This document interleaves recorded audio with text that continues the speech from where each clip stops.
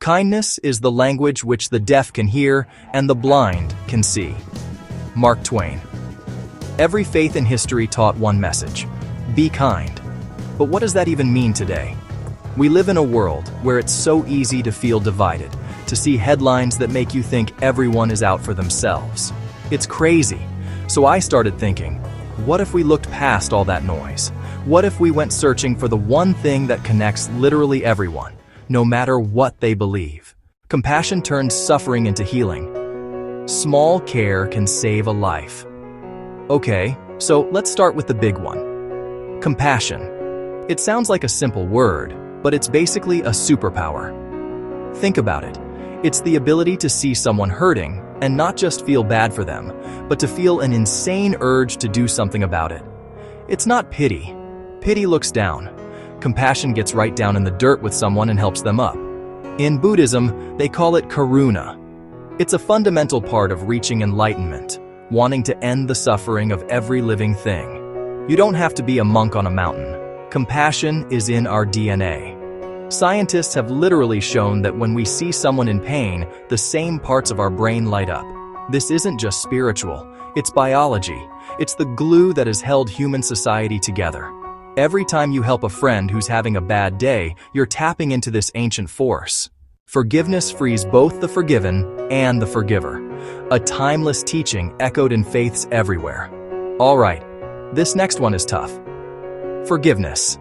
It's easy to talk about, but when someone really hurts you, it can feel impossible. It feels like you're letting them win, right? Holding on to anger is like drinking poison and expecting the other person to get sick. That's what almost every major faith teaches. Forgiveness isn't about forgetting what happened or saying it was okay. It's about letting go of the massive weight of resentment that's crushing you. In Christianity, the Lord's Prayer literally says, "Forgive us our trespasses, as we forgive those who trespass against us." It connects our forgiveness from a higher power to our ability to forgive others. It's not a suggestion, it's a core command. You can't truly be free until you free others from your anger. You're not doing it for them, you're doing it for you. It's the ultimate act of taking back control. Serving our neighbors is service to humanity. Action is the faith we live.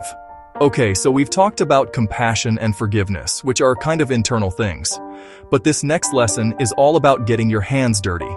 It's about service. In Islam, one of the 5 pillars is zakat, which is the mandatory donation of a portion of your wealth to those in need. It's not just a nice suggestion to be charitable, it's a fundamental requirement of the faith. The idea is that everything you have is a gift from God, and you have a duty to share it with the community. It's a built-in system to fight poverty and inequality. The Prophet Muhammad famously said, "Even a smile is charity." Helping someone with their groceries, giving directions, offering a kind word. In the Hindu tradition, this concept is called seva. It means selfless service. The Bhagavad Gita talks a lot about karma yoga, the path of action. If they do it with a selfless spirit, their work becomes a form of worship. Imagine if everyone on Earth dedicated just 1 hour a week to selfless service. That's nearly 8 billion hours. We could clean every park, feed every hungry person, and comfort every lonely soul. Different paths, one destination, love. Different paths, one destination, love. Different paths, one destination, love. This is one of my favorites because it's so relevant right now. Unity in diversity. The world feels so divided, with everyone shouting about their differences. But what if our differences are actually our greatest strength? The Baha'i faith has this beautiful teaching at its core. A garden is most beautiful when it's filled with flowers of every color, shape, and size. If every flower were the same, it would be boring. They teach that all the world's religions are like different chapters in the same book, all coming from the same author. We're all climbing the same mountain, just from different sides. The view from the top is the same. Truth is one, but the wise speak of it in many ways. Acceptance that different people will have different paths. We are one human family, and it's time we started acting like it. To feel another's pain is the first step to helping. Empathy turns strangers into family. Okay, let's break this down. We talked about compassion, which is the desire to help. But empathy is what comes right before that. It's the ability to truly understand and share the feelings of another person. It's the famous saying, walking a mile in someone else's shoes. Mitakuye oyasin. All my relations, we are all related. If you truly believe the river, the eagle, and the person next to you are your relatives, you treat them with respect. The golden rule, amplified. Refugee fleeing your home? Single parent working 3 jobs? Bullied at school? Empathy is a skill, not just a feeling. You can practice it. Empathy closes the distance until there is only us. Patience steadies the heart. In restraint, we find strength to act with compassion. This lesson is the unsung hero of kindness. Patience.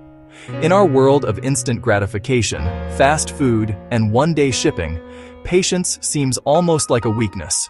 But in almost every spiritual tradition, patience, or sabr in Arabic, is considered a massive virtue. It's not about passively waiting around and doing nothing. It's about having the strength and self-control to endure difficulty without losing your cool or giving up hope. An impatient doctor might misdiagnose a patient. A patient doctor takes the time to listen and find the real problem. Patience is seen as the ultimate antidote to anger.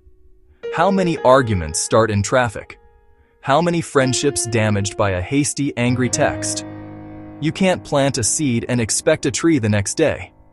Patience saves lives by preventing destructive actions, the quiet presence that gives space to heal.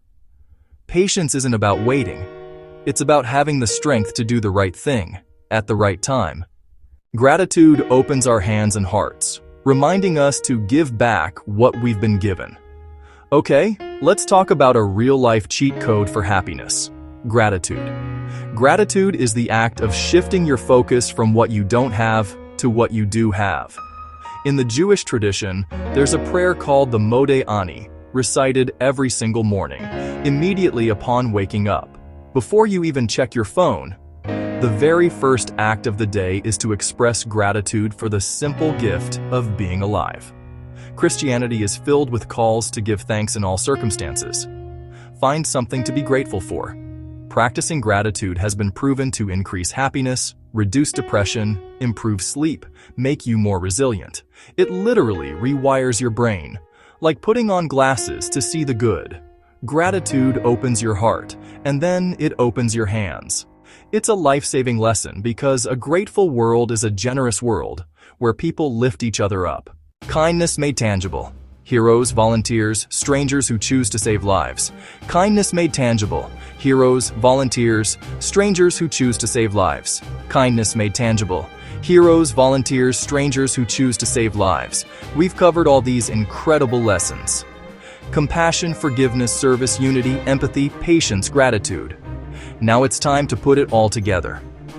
This last lesson is love in action. It's taking feelings and principles and turning them into life-saving results. It's the final boss level of kindness. In Sikhism, Van Chako. Share what you have and consume it together. Anyone can come and eat for free. Food cooked, served, and dishes cleaned by volunteers. A radical act of love in action. Who are the first people on the scene? Volunteers, strangers, people risking their lives for strangers. Greater love has no one than this, to lay down one's life for one's friends. So, there you have it. 8 life-saving lessons that have been taught for thousands of years by people all over the world. They aren't just nice ideas, they are a blueprint for a better world and a better you. We've seen that kindness isn't a weakness, it's the ultimate strength. It's a superpower that can heal bodies, mend relationships, and literally save lives.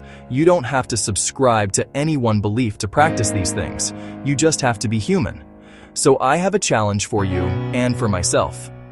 Let's pick one of these lessons this week and really live it. Share in the comments which lesson you're going to try and what you plan to do.